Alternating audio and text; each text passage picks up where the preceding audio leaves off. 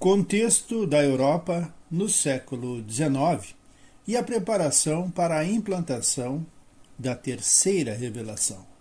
Ainda no século XVIII, entre lutas igualmente renovadoras, elevados espíritos da filosofia e da ciência, reencarnados particularmente na França, iam combater os erros da sociedade e da política, fazendo derrubar os princípios do direito divino, em nome do qual se cometia todas as barbaridades. Direito divino aqui quer dizer aquele que se remete ao domínio absoluto da Igreja oficial ao Estado, a Igreja mandando mais do que o governo. Vamos encontrar neste grupo de reformadores os vultos veneráveis de Voltaire, Montesquieu, Rousseau e muitos outros. Suas ligações generosas repercutem na América do Norte, como em todo o mundo. Entre cintilações do sentimento e do gênio, foram eles os instrumentos ativos do mundo espiritual para a regeneração das coletividades terrestres. A independência americana. As ideias enobrecedoras dos autores das novas teorias sociais haviam encontrado o maior acolhimento nas colônias inglesas da América do Norte, organizadas e educadas no espírito de liberdade, da pátria e do parlamentarismo. O mundo invisível aproveita desse modo a grande oportunidade, deliberando executar nas terras novas os grandes princípios democráticos pregados pelos filósofos e pensadores do século XVIII. E, enquanto a Inglaterra desrespeita para com as suas colônias o grande princípio por ela própria afirmado, de que ninguém deve pagar contribuições sem as ter votado, os americanos resolvem proclamar a sua independência política. Depois de alguns incidentes, celebram sua emancipação em 4 de julho de 1776, organizando-se posteriormente a Constituição de Filadélfia, modelo dos códigos democráticos do futuro. A Revolução Francesa, a independência americana, acendera o mais vivo entusiasmo no ânimo dos franceses, humilhados pelas mais prementes dificuldades. Depois do extravagante reinado de Luís XV, o luxo desenfreado e os abusos do clero e da nobreza, em proporções espantosas, haviam ambientado todas as ideias livres e nobres dos enciclopedistas e dos filósofos no coração torturado do povo. O enciclopedismo foi um movimento cultural e filosófico que ocorreu na França na segunda metade do século XVIII. Esse movimento tinha como objetivo principal a catalogação e divulgação do conhecimento iluminista, através da escrita, publicação e divulgação da enciclopédia. Foi, claro, combatida pelos absolutistas, que queriam manter o poder como estava. A situação das classes proletárias e dos lavradores caracterizava pela mais hedionda miséria. Os impostos aniquilavam todos os centros de produção, salientando-se que os nobres e os padres estavam isentos desses deveres. Desde 1614, não mais se haviam reunidos os Estados Gerais, fortalecendo-se cada vez mais o absolutismo monárquico.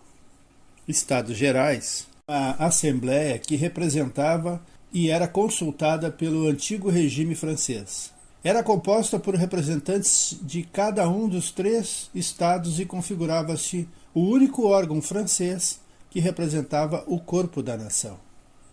De nada valera o esforço de Luís XVI, convidando os espíritos mais práticos e eminentes para a colaboração na sua administração, como Turgot e Malesperes. O bondoso monarca, que tudo fazia para reerguer a realeza de sua queda lamentável em virtude dos excessos do seu antecessor no trono, mal sabia, na sua pouca experiência de homem e da vida, que uma era nova começava para o mundo político do Ocidente, com transformações dolorosas que lhe exigiriam a própria vida.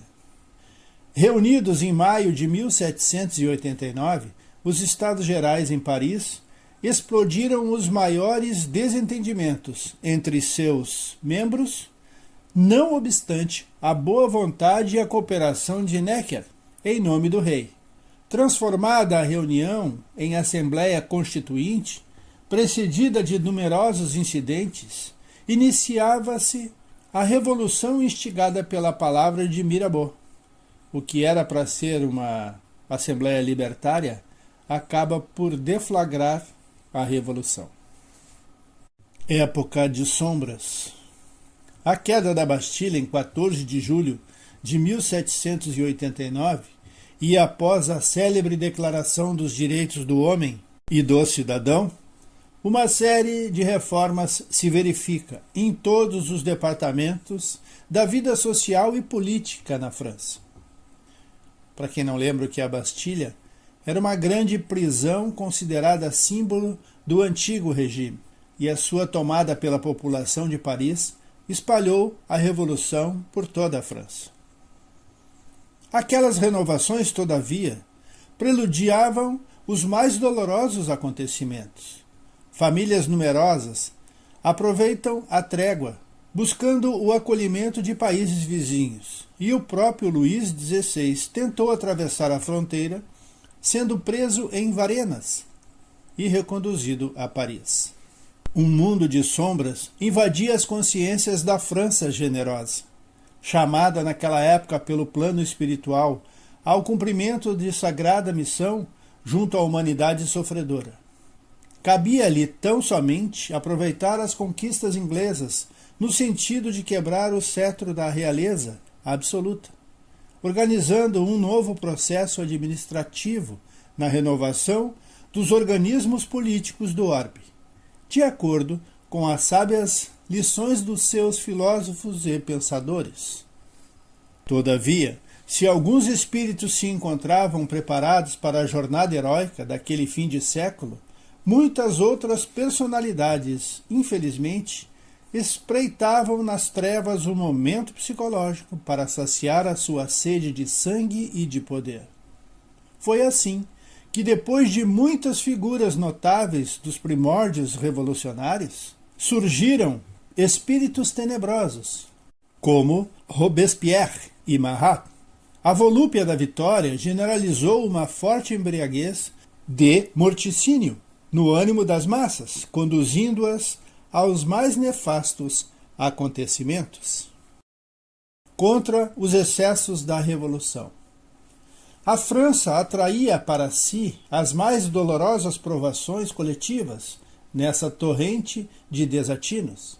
Com a influência inglesa, organiza-se a primeira coligação europeia contra o nobre país. Mas não somente nos gabinetes administrativos da Europa se processavam providências reparadoras. Também no mundo espiritual reúne-se os gênios da latinidade, sob a bênção de Jesus, implorando a sua proteção e misericórdia para a grande nação transviada.